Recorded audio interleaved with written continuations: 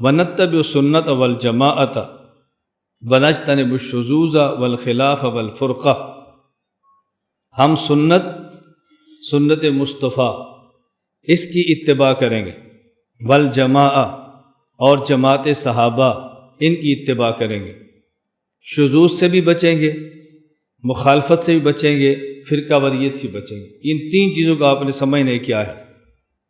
ہمارا نام اہل السنت والجماعہ ہے، اہل السنت والجماعت۔ ایک تو اس پر بات سمجھیں کہ ہمارا نام ہے اہل السنت والجماعت۔ بعض لوگ اپنا نام رکھتے ہیں اہل السنت وجماعت۔ میری اس وضاحت کے بعد آپ بعض مساجد دیکھو گے تو آپ کو سمجھ آئے گی۔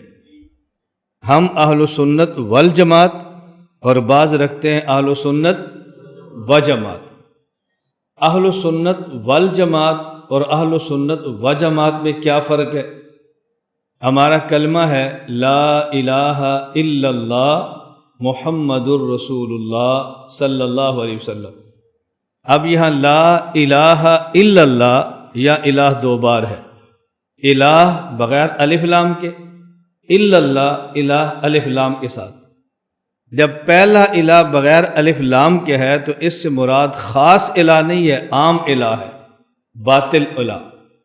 اور الا اللہ اس الہ پر الف لام داخل ہوا تو اللہ بنا، یہ خاص الہ ہے، عام نہیں ہے۔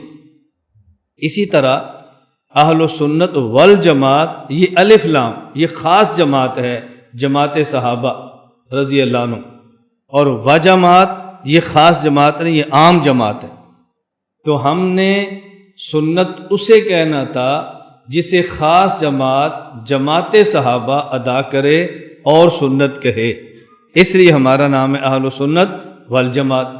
اور جن لوگوں نے عام جماعت کے عمل کو لینا تھا اور اسے سنت کہنا تھا، انہوں نے والجماعت کی بجائے نام رکھا وجماعت، اس لیے وہاں بدعات کو سنت کہہ دیا جاتا ہے اور نام وجماعت رکھتے ہیں، اور ہم سنت کو سنت کہتے ہیں اور بدعت کو بدعت کہتے ہیں، اس لیے نام رکھتے ہیں اہل سنت والجماعت۔ ایک ہے سنت مصطفیٰ، ایک ہے سنت خلفاء۔ سنت خلفاء دیکھنے میں سنت خلفاء ہے، در حقیقت وہ سنت مصطفیٰ ہے رضی اللہ عنہم۔ سنت خلفاء خلیفہ ابو بکر، خلیفہ عمر، خلیفہ عثمان، خلیفہ علی رضی اللہ تعالی عنہم اجمعین۔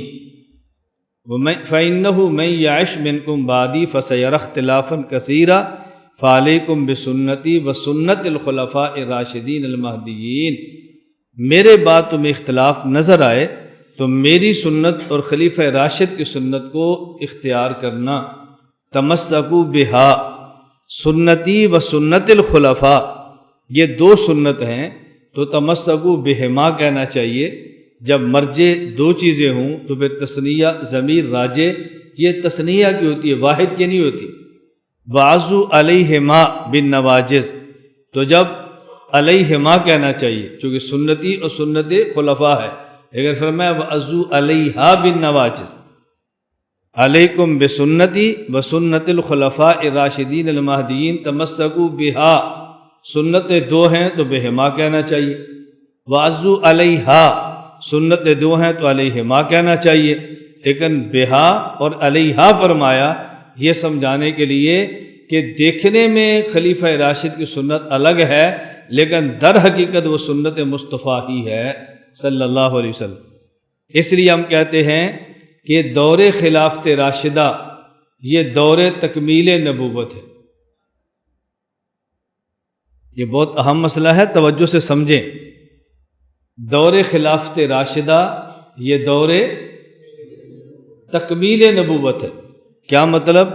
یعنی وہ بعض کام جو اللہ کے نبی فرمانا چاہتے تھے اور عمر نے ساتھ نہ دیا، زندگی نے ساتھ نہ دیا، دنیا سے چلے گئے، تو وہ نبوت کی خواہشات اور وہ نبوت کی چاہتیں خلفۂ راشدین نے پوری فرمائی ہیں۔ دور خلیفہ راشدہ خلافت راشدہ یہ تکمیل دور نبوت ہے۔ ایک مثال سمجھ لو، 20 رکعت تراویح رسول اللہ صلی اللہ علیہ وسلم کی سنت ہے، اور ہر جگہ ہم یہ بات کہتے ہیں کہ تراویح کی جماعت یہ سنت ہے۔ سنت اسے کہتے ہیں ما واظب علیہ النبی صلی اللہ علیہ وسلم، جس پر اللہ کے پیغمبر نے دوام کیا ہو، مواظبت کی ہو، ہمیشہ عمل کیا ہو، اسے کہتے ہیں سنت۔ آپ نے تراویح کی جماعت 3 رات فرمائی ہے، 23 رمضان کی رات، 25 کی رات اور 27 کی رات، اور آپ نے دوام اور مواظبت جماعت پر نہیں فرمائی، تو یہ جماعت سنت کیسی ہو گئی؟ سنت کیسی ہوگی؟ پورا مہینہ تراویح کی جماعت کا اہتمام یہ سنت عمر ہے، پھر اس کو سنت کیوں کہتے ہیں؟ اس کی وجہ ایک ہوتا ہے دوام حقیقی اور ایک ہوتا ہے دوام سوری۔ دوام سوری کا معنی کہ دوام ہو اور دوام نظر بھی آئے، صورتاً، یہ دوام سوری ہے۔ اور ایک ہوتا ہے دوام حقیقی، وہ یہ ہے کہ دوام تو ہو لیکن نظر نہ آ رہا ہو اور ہو دوام۔ تو یہ تراویح کی جماعت میں دوام ہے، اگرچہ دوام سوری نہیں ہے لیکن دوام حقیقی ہے۔ رسول اللہ صلی اللہ علیہ وسلم نے 27 کی رات کو تراویح کی جماعت کرائی اور 28 کو جماعت کے لیے باہر تشریف نہیں لائے۔ صحابہ کرام رضی اللہ عنہم مجمعین نے عشاء کی نماز پڑھی اور بعد میں آپ کے خیمے کے باہر جا کر کھڑے ہو گئے، جو خیمہ مسجد نبی میں نصب تھا جس میں آپ اعتکاف فرماتے تھے۔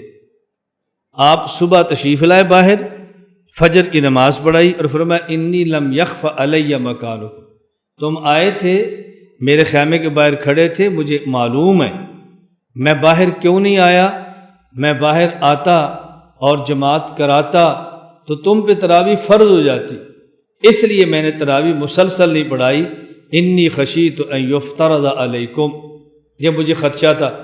اب اس کا معنی کہ حضور پاک صلی اللہ علیہ وسلم تراویح کی جماعت چاہتے تھے، کرائی کیوں نہیں؟ مسلسل جماعت کراؤں گا تو فرض ہو جائے گی، چاہتے تھے۔ اس چاہت کو حضرت عمر نے دیکھا اور حضرت عمر نے حضور کی چاہت کے مطابق پورا مہینہ تراویح کی جماعت کا اہتمام کرا دیا۔ اب ہم کہتے ہیں جماعت تراویح میں اللہ کے نبی کا دوام ہے، لیکن یہ دوام سوری نہیں ہے، دوام حقیقی ہے۔ یہ ایسا دوام ہے جو ہر کسی کو نظر نہیں آیا، حضرت عمر بن خطاب کو نظر آیا ہے۔ تو یہ دوام سوری نہیں ہے بلکہ دوام حقیقی ہے، اس لیے ہم تراویح کو جماعت کہتے ہیں یا سنت کہتے ہیں تراویح کی جماعت کو۔ سنت مصطفیٰ سنت ہے اور سنت خلفاء راشدین دیکھنے میں الگ ہے، در حقیقت یہ سنت مصطفیٰ ہے۔ یہ بات یاد رکھنا، خلیفہ راشد کا ایسا اجتہاد جس سے صحابہ کرام کو اتفاق نہ ہو، اس کے خلاف ان کا اپنا اجتہاد موجود ہو، یہ خلیفہ راشد کا اجتہاد ہوتا ہے، سنت نہیں ہوتی۔ اور خلیفہ راشد کا اجتہاد جس کو سارے صحابہ مان لیں، یہ اگرچہ ان کا اجتہاد ہے لیکن اس کا درجہ اب شخصی اجتہاد کا نہیں ہے بلکہ اب سنت کا ہو جائے گا، چونکہ سب صحابہ نے اس کو مان لیا ہے۔ یہ آپ کا ذہن بن گیا نا، اب کبھی الجھن نہیں ہوگی۔ حضرت عمر کے فیصلے خلاف عبداللہ بن عمر بولے تھے، حضرت عمر کے فیصلے خلاف فلاں عورت بولی تھی، اگر ان کے فیصلے ماننے ضروری تھے تو عورت نے کیوں نہیں مانا؟ خلیفہ راشد کا اجتہاد اور مقابلے میں صحابی کا اجتہاد آ جائے اور خلیفہ راشد کے اجتہاد کو قبول نہ کریں تو یہ سنت نہیں ہوتی، اور جب خلیفہ راشد کا اجتہاد صحابہ قبول فرما لیں اب اس کی حیثیت سنت اور قانون کی بن جاتی ہے۔ علیکم بسنتی وسنت الخلفاء الراشدین المہدیین۔ اب کبھی آپ کو الجھن پیدا نہ ہوگی اس مسئلے پر کہ جی فلاں اجتہاد تو فلاں جگہ نہیں مانا گیا۔ رسول اکرم صلی اللہ علیہ وسلم نے فرمایا بنی اسرائیل میں 72 فرقے تھے، میری امت میں 73 ہوں گے اور یہ سب جہنم میں جائیں گے، ایک جنت میں جائے گا۔ پوچھا گیا وہ ایک جنت میں جانے والا کون ہے؟ فرمایا ما انا علیہ و صحابی، جو حدیث مجھ سے اور معنی میرے صحابی سے لے۔ حدیث مجھ سے اور معنی میرے، یہ ہے اہل سنت والجماعت۔ ترجمہ بہت اچھی طرح کیا کرے، اس پر الجھن اشکال ختم ہو جائیں گے۔ ما انا علی کے بعد وہ صحابی کی ضرورت کیا ہے؟ دین تو وہ ہے جو دین مصطفیٰ ہے نا، پھر صحابہ کی ضرورت کیا رضی اللہ عنہم اجمعین؟ اس لیے میں سمجھا رہا ہوں ما انا علی حدیث مجھ سے اور معنی حدیث کا صحابی سے لیں، وہابی سے نہ لیں۔ صحابہ سے لیں وہابہ سے نہ لیں، مان علی و صحابی۔ وَنَجْتَنِبُ الشُّذُوذَ وَالْخِلَافَ وَالْفُرْقَةَ، یہ تین لفظ اچھی طرح سمجھیں امام طحاوی کے۔ شذوذ کا معنی کیا ہے؟ ایک مسئلہ پر اہل حق کے 99 افراد ہیں، اس مسئلہ میں اہل حق کا ایک فرد اختلاف کرتا ہے، یہ 99 سواد اعظم ہیں اور یہ ایک شاذ ہے۔ ہم اس ایک شاذ کو باطل نہیں کہہ رہے، اس ایک شاذ کو جہنمی نہیں کہہ رہے، اس ایک شاذ کو غلط نہیں کہہ رہے، یہ دلیل کی بنیاد پر اہل حق ہے اور اہل حق سے ایک مسئلے پر اختلاف کر رہا ہے۔ ہم اس کو گمراہ نہیں کہیں گے، لیکن اتباع اس ایک کی نہیں بلکہ 99 کی کریں گے، کیونکہ 99 سواد اعظم ہے اور ایک شاذ ہے، اور ہمیں ہمارے نبی نے فرمایا اتبعوا السواد الاعظم۔ یہ ہے تنب الشذوذ۔ یہ کیا ہے؟ بات سمجھ آ رہی؟ 100 اہل حق ہے، ان میں سے 99 اہل حق کی ایک رائے ہے اور ایک اہل حق کی ایک رائے ہے۔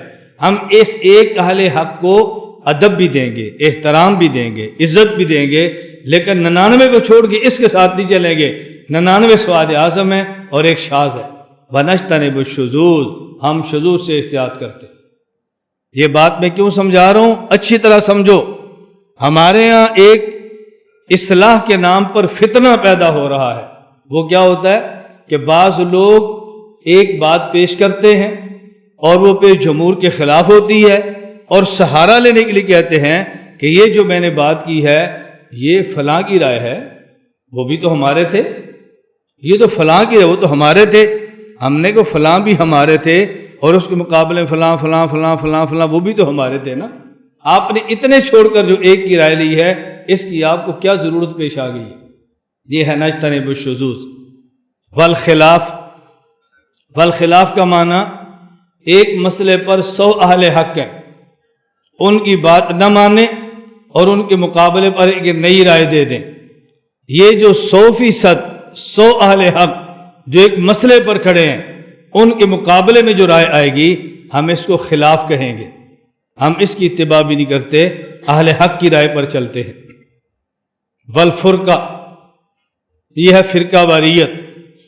اس کا مطلب کیا ہے کہ ہمارا مسلک ہی بدل جائے۔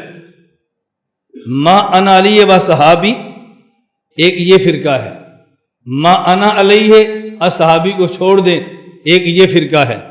ہم فرقہ واریت کے قائل نہیں ہیں۔ قرآن مانتے ہیں، حدیث نہیں مانتے، الفرقہ۔ قرآن حدیث مانتے ہیں، صحابہ کو نہیں مانتے، الفرقہ۔ قرآن صحابہ حدیث کو صحابہ کو مانتے ہیں لیکن فقہا کو نہیں مانتے، الفرقہ۔ ہم فرقہ واریت کے بھی قائل نہیں ہیں، قرآن کریم کو بھی مانتے ہیں، اللہ کے نبی کو بھی مانتے ہیں، صحابہ کرام کو بھی مانتے ہیں، فقہا اور مجتہدین کو بھی مانتے ہیں۔ ہم فرقہ واریت میں پڑھ کے ایک نیا فرقہ نہیں بناتے، بلکہ جو تسلسل سے ایک فرقہ چلا آ رہا ہے ہم خود کو اسی کے ساتھ رکھتے ہیں۔ میں کہہ رہا ہوں جس پر ہمارے یہ بھی ایک فرقہ ہے، ہمیشہ یاد رکھو، فرقہ کے لفظ سے مت بدکو، فرقہ کے لفظ سے مت دوڑو، یہ بات ذہن نشین کر لو۔ اللہ کے نبی نے فرمایا ان بنی اسرائیل تفرقت علی سنتین و سبعین ملہ، بنی اسرائیل کے 72 فرقے تھے، وتفترق امتی علی ثلاث و سبعین ملہ، میری امت کے 73 فرقے ہوں گے، 73 کلہم فی النار الا واحدہ، قیل من ہے یا رسول اللہ، قیل اللہ فرماتے ہیں یہ ایک جو الگ ہے، 72 پہلے تھے، 73 میں کا اضافہ ہو گیا۔ اللہ کے نبی یہ حق والا کون ہے؟ حق والے لوگ کون ہیں؟ فرمایا ما انا علی و صحابی۔ اب ما انا علی و صحابی کو بھی حضور فرقہ شمار کر رہے ہیں یا فرقہ شمار نہیں کر رہے؟ بھئی ٹوٹل فرقے کتنے ہیں جی؟ کلہم فی النار، 72 جہنمی ہیں، ایک جنتی ہے۔ وہ ایک جنتی کون سا ہے؟ یہ بھی فرقہ ہے نا؟ تو فرقہ ہونا یہ غلط نہیں ہے، فرقہ ضالہ ہونا غلط ہے۔ فرقہ ہونا غلط نہیں ہے، فرقہ باطلہ ہونا غلط ہے۔ فرقہ ہونا غلط نہیں ہے، فرقہ ناحق ہونا غلط ہے۔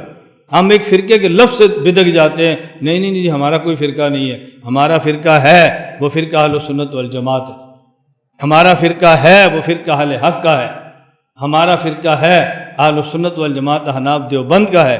یہ کیا کہ فرقہ ہے ہی نہیں، لیکن فرقہ بریت الگ ہے، فرقہ ہونا الگ ہے۔ ونجتنب الشذوذ، جس پر 99 ایک اور ایک ہے اہل حق، یہ شاذ ہے، ہم 99 کے ساتھ ہیں۔ والخلاف، 100 ایک طرف ایک طرف، ہم 100 کے ساتھ ہیں۔ والفرقہ، فرقہ حق اور فرقہ ضالہ، ہم فرقہ حق کے ساتھ ہیں، فرقہ ضالہ کے ساتھ نہیں ہیں، ہم یوں فرقوں سے بچتے۔ لا الہ الا اللہ، لا الہ الا اللہ، لا الہ الا اللہ، ما لنا رب سوا، لا الہ